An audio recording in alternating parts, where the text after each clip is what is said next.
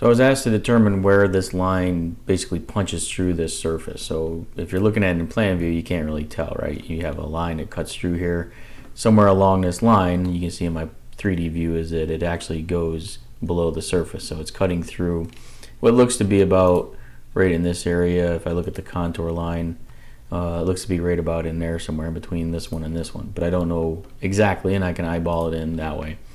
I could select the line, right click, look at the profile viewer, come over here and turn on the surfaces, and when I turn on that surface I can see that that basically is right about this station here, which if I turn on my viewer here I can see that it's roughly at about station 96 along that line, and I can see what the elevation is, but that's really just giving me a rough guess. If I want to be a little bit more precise, there's actually a command and a tool, and on the surface tab there's this surface intersect. So I'm just going to give it a name. We'll call it intersection. Call it intersect. I don't care about the layer. Pick the surface. The coordinate is your reference point. So where am I starting at? So I'm going to start basically at the end of this line here. The elevation is picked up, it's 290, that's my starting elevation, and basically I'm going to look at a bearing. So I'm going to go into the bearing of this line, okay, part of my graphics here. I'm going to right click and I'm going to say bearing of segment snap.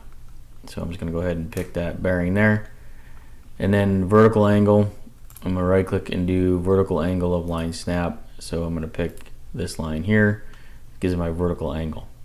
Then when I click apply, you can see that it picks up that intersect, and that's that point right there is actually where the line cuts through that surface at that particular spot. So now I have a point, and if I look at that point, I look at the properties of that point, I can determine what the elevation is.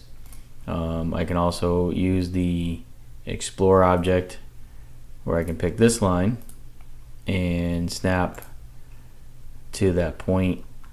So I say distance along the line, I can snap to that point there. It gives me the instantaneous station, elevation, and distance along is 96.